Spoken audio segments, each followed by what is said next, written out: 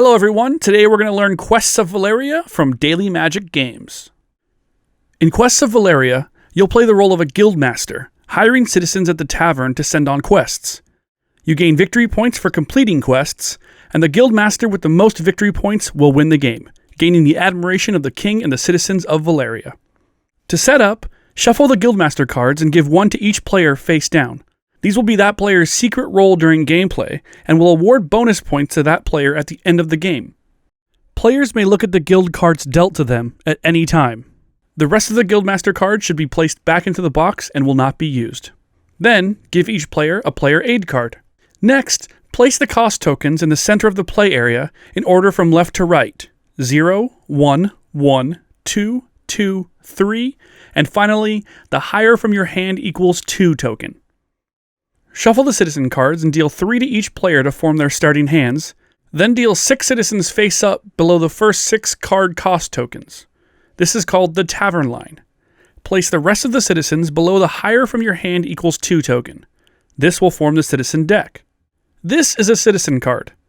Citizen cards feature their citizen role in the top left of the card.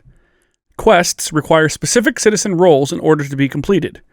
Just beneath that is an area which indicates which resources that citizen provides for the purposes of completing quests.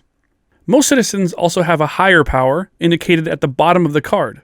When you hire a citizen, you gain their higher powers immediately, but I'll explain more on those later. Shuffle the quest cards and deal 6 quests face up above the card cost tokens to form the active quests. These will be the quests available at the tavern. Place the rest of the quest cards above the higher from your hand equals 2 token. These will form the quest deck. Quest cards look like this. In the bottom left of the quest card, you can see that quest's type. On the right of the card, you have an area which shows what the requirements are for completing that quest, as well as any rewards for completing that quest.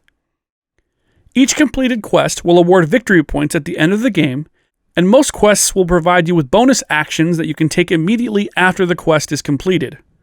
Randomly determine the first player, and give them the 2 action tokens and the first player token. We're now ready to begin. Starting with the first player and moving clockwise, each player will take a turn that consists of 2 phases. The first phase is called the action phase. During the action phase, a player must take 2 actions from the following list of actions. Players may choose to take the same action twice. Draw. Draw 1 card from the citizen deck into your hand.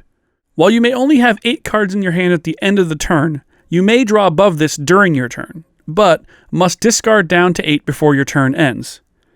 If the citizen deck is ever empty and you're unable to draw cards, shuffle the citizen discards and form a new deck. Hire. Hire 1 citizen card from the tavern by paying its cost. To pay the cost for a citizen from the tavern line, discard the number of citizen cards indicated by the cost token above that citizen. Hired citizens do not go to your hand, and are instead placed face up in front of you in an area called your guild. Alternatively, you may hire a citizen directly from your hand by paying a cost of 2. Simply discard 2 citizens, and then place the citizen you wish to hire from your hand face up in your guild. You may only have 8 citizens in your guild at the end of the turn. While you may hire above 8 during your turn, you must discard down to 8 before your turn ends. Some citizens will give you bonuses when they are hired, but I'll detail that later. Reserve is the third type of action you may take, and it has 2 options. The first option is to choose to take 1 active quest from the tavern and place it face up in your guild as a reserved quest. The second option is that you may discard all active quests from the tavern, replace them with quests from the quest deck, and then take 1 active quest card from the tavern and place it face up in your guild as a reserved quest. You may only ever have 1 reserved quest in your guild.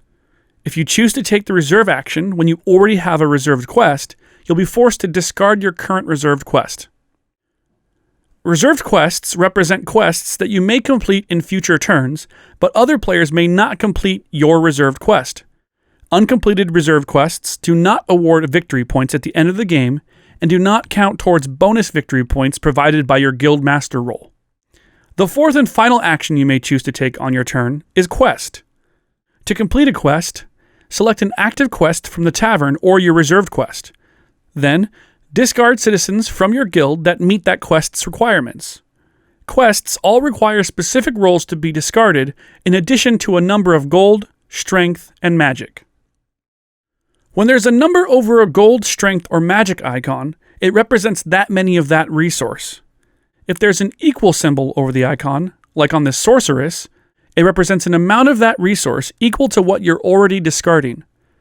Discard the sorceress alongside a merchant and a cleric, and the sorceress provides an additional 3 magic.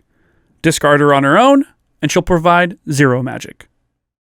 For example, if I would like to complete the Investigate a Suspicious Death quest, I can discard a merchant, a cleric, and a sorceress from my guild. The cleric provides me with a holy roll, the sorceress provides me with a shadow roll, and the combined magic of all 3 cards is enough to meet the quest requirement of 6 magic. You may not discard citizens from your hand to complete quest requirements, and you may not complete a quest if you don't meet its requirements. When a quest is completed, move it into your guild and immediately take the actions indicated in the rewards section of the quest. Then, turn that quest face down. Now that we've covered the 4 types of actions, let's explain how the powers and additional actions work. When you hire a citizen or complete a quest, you may be rewarded with additional actions or other powers. The additional actions can be draw, hire, reserve, or quest actions. These take place immediately and don't count as one of your 2 actions per turn. So when a player completes Investigate a Suspicious Death, they may immediately take 2 draw actions and a hire action. There are other types of powers that players may get from hiring citizens. Refer to your reference cards for guides to the other icons in the game, or to page 15 in the rulebook for card power clarifications. Because you're likely to have additional actions on your turn, Quests of Valeria contains 2 action tokens to help players remember which action they're on. When a player has initiated the first action on their turn, they pass the first action token to the player on their left. Then, do the same with the second action token once they have initiated their second action. After a player has passed and completed their 2 regular actions, move on to the end phase. During the end phase, the active player will refill any empty quest spaces in the tavern by drawing new quests from the quest deck and placing them face up until all 6 spaces are filled. If the quest deck is empty, shuffle the quest discards to form a new quest deck. Next, the active player slides the remaining citizen cards down the tavern line to the left in order to fill any empty cost slots.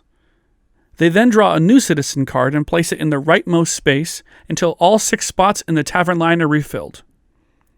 Finally, the player discards down to their 8-card hand limit and their 8-card guild limit. Play continues on with the next player's turn.